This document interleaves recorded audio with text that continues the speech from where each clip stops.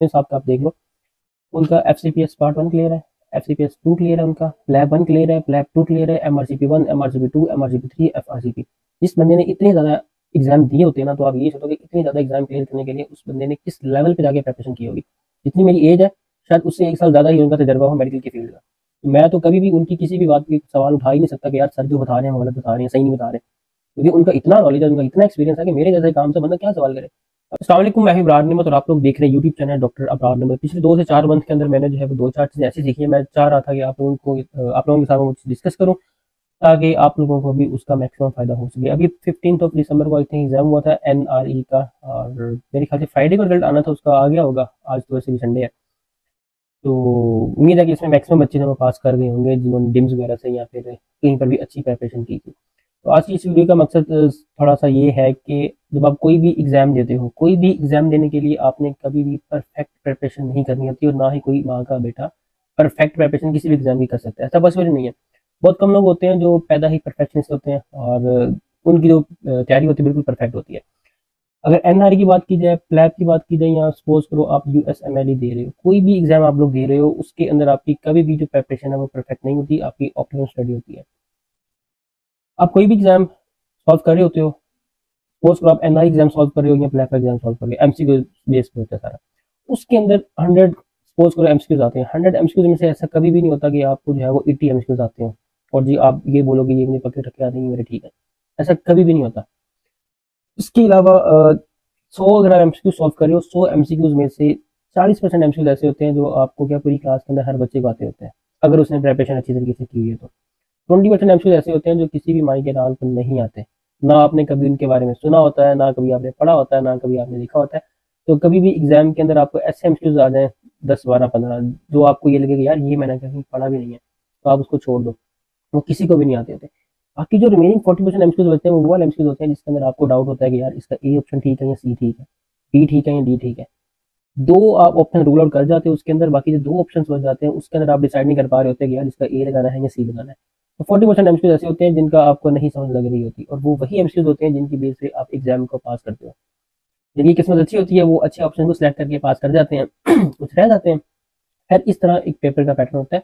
तो कभी भी आपने अब किसी भी सब्जेक्ट की किसी भी सिस्टम की आप प्रिपरेशन करें, सपोज करो आप सीबीएस पढ़ रहे हो, या आप न्यूरोलॉजी पढ़ रहे हो, रोमाटोलॉजी पढ़ रहे हो, कोई भी सब्जेक्ट आप पढ़ रहे हो, और आपने सपोज न्यूरोलॉजी पढ़ी है, उसके अंदर आपने अपनी न्यूरोलॉजी के अंदर सारी की सारी प्रिपरेशन कर ली है। फिर आपका कोई दोस्त आपसे कोई सवाल पूछ लेता है कि यार ये इस चीज़ का जवाब तो मुझे बताओ। अब आप सोचते हो कि यार ये तो मैंने कहीं पढ़ा भी नहीं है, ना मैंने कभी इसके बारे में सुना, और आप जो है वो दिन रात इसी टेंशन में बैठे होते हैं कि यार मैंने सारी न्यूरोलॉजी पढ़ ली है, ये मैंने कहीं पे पढ़ा ही नहीं है, और मेरी पता नहीं प्रिपरेशन है या नहीं है। बात बात ऐसा होता है कि आपके आसपास के जो लोग होते हैं या आपका कोई दोस्त ही होता है, वो आपसे टांग खींचने के लिए आपसे ऐसा सवाल कर लेते हैं जो आपको परेशान कर देता है। आपने कभी भी इस तरह की जो क्वेश्चनिंग आपसे हो, अगर आपको 100% उसका आंसर पता हो तो ही आपने अपने आसपास आंसर देना है, वरना आपने कभी भी ब्लंडर नहीं मारना इसके अंदर।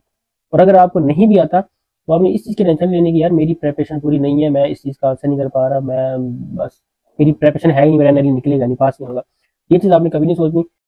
एक और चीज़ मैंने ये बतानी थी कि बहुत सारे लोग ये चीज़ देखते हैं कि यार डिम्स के अंदर जो आपको एग्जाम की प्रिपरेशन करवाई जा रही है ये बहुत कम सिलेबस है, और इस सिलेबस के अंदर हमारा एनआरई या ब्लैक का एग्जाम जो है वो पास नहीं होता। तो इस सिलसिले में मैं एक चीज़ आपसे डिस्कस करना चाह रहा था। डिम्स के अंदर जो टीचर्स पढ़ाते हैं ना, अहमद साहब है, अहमद साहब है, अहमद साहब का आप देख लो, उनका एफसीपीएस पार्ट 1 क्लियर है, एफसीपीएस 2 क्लियर है, उनका लैब 1 क्लियर है, लैब 2 क्लियर है, एमआरसीपी 1, एमआरसीपी 2, एमआरसीपी 3, एफआरसीपी। दुनिया का कोई टेस्ट नहीं है जो उन्होंने ना दिया हो।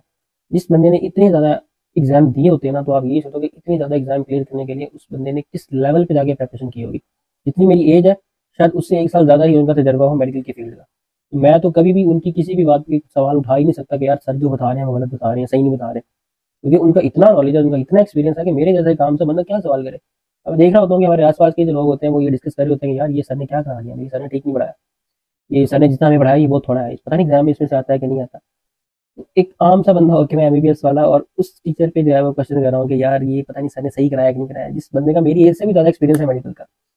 ये हम पाकिस्तानी के थोड़े से हालात हैं कि ये थोड़ी सी चीज़ मैंने फील की है कि लोग ये समझते हैं। एम्स के अंदर आपको जो पढ़ाया जाता है ना, वो सिलेबस उन्होंने दिया हुआ है, उस सिलेबस को पढ़ाना तो एक आर्ट है ही।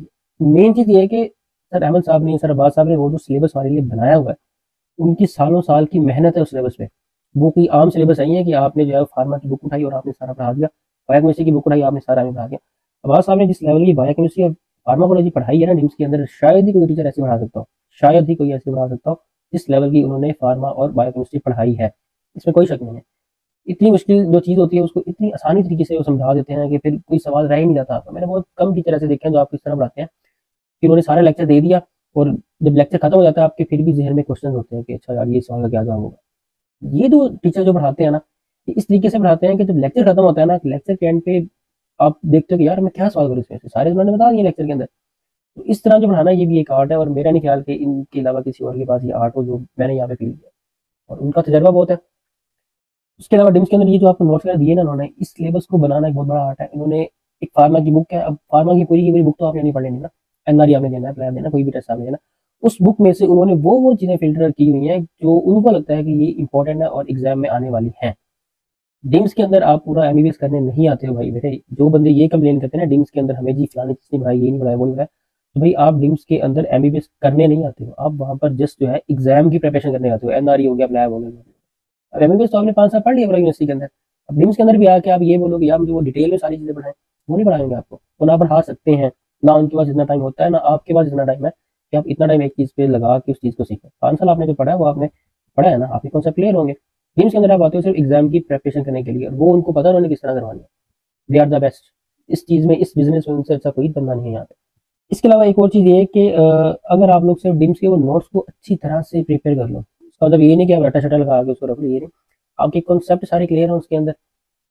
अगर स्ट्रोक आप पढ़ रहे हो, ठीक है, उसके अंदर अगर आपको कोई भी कॉन्सेप्चुअल क्वेश्चन आता है तो आपको पता हो कि उसका मैंने किस तरह जवाब देना है, रटा ना आपने लगाया हो, आपने कॉन्सेप्चुअल नोट्स को क्लियर किया हो, हर हिसाब से क्लियर किया हो। मैं आपको लिख के देता हूँ कि आपका जो एनआरई का एग्जाम है वो सवाल ही पता नहीं होता कि आपका वो पेपर रह जाए, आप ना निकाल पाओ।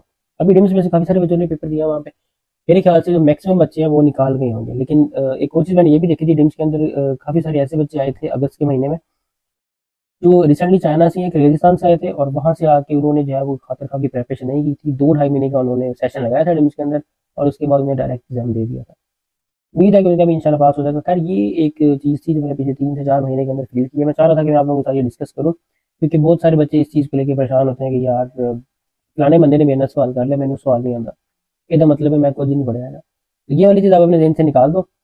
अगर आपकी किसी दोस्त ने एक सवाल कर लिया तो उसका ये बिल्कुल मतलब नहीं है कि भाई आपको नहीं आता। अक्सर लोग जो है वो आपकी टांग खींचने के लिए, छेड़ने के लिए, तंग करने के लिए।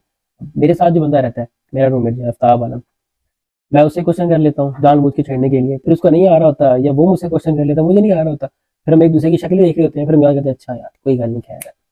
उसके अलावा जो स्टूडेंट इस वक्त 4th ईयर 5th ईयर में है और अगले साल इंशाल्लाह उनकी इंटर्नशिप स्टार्ट हो जाएगी, उन लोगों के लिए मेरा ये मशवरा है कि उनके जो बेसिक सब्जेक्ट्स हैं जितना कोशिश हो सकती है उनको बेसिक सब्जेक्ट्स को जो है अपने को क्लियर करें, क्योंकि आगे क्लिनिकल शुरू हो जाएगा 5th ईयर में, 4th ईयर में, या फिर अगर आप 5th ईयर में हो तो इंटर्नशिप में आपने सारा क्लिनिकल करना होता है, तो फिर आपको इतना टाइम नहीं मिलेगा कि आप जो बेसिक है उसको दोबारा पढ़ सको। इसलिए अभी आपके पास टाइम है, अभी आप सुकून से, इत्मीनान से, तसल्ली से अपने बेसिक को टाइम दो।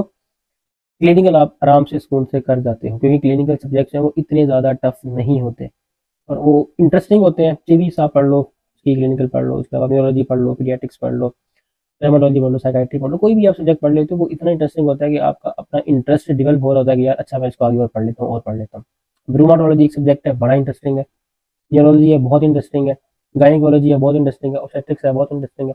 इस तरह के जो क्लिनिकल सब्जेक्ट हैं ये बहुत आसान होते हैं और बहुत इंटरेस्टिंग होते हैं, इन पे आपको इतना ज़्यादा टाइम नहीं लगता। आपका जो मेन टाइम लगता है वो आपका बेसिक सब्जेक्ट पे लगता है, माइक्रोबायोलॉजी, हीमाटोलॉजी, एंडोक्राइनोलॉजी, उसके अलावा सीवीएस की पैथोलॉजी होगी, उसके अलावा आपकी बायोकेमिस्ट्री होगी, फार्माकोलॉजी होगी। इन सब्जेक्ट्स पे आपका जो मेन और बेसिक टाइम है वो इन सब्जेक्ट्स पे लगता है।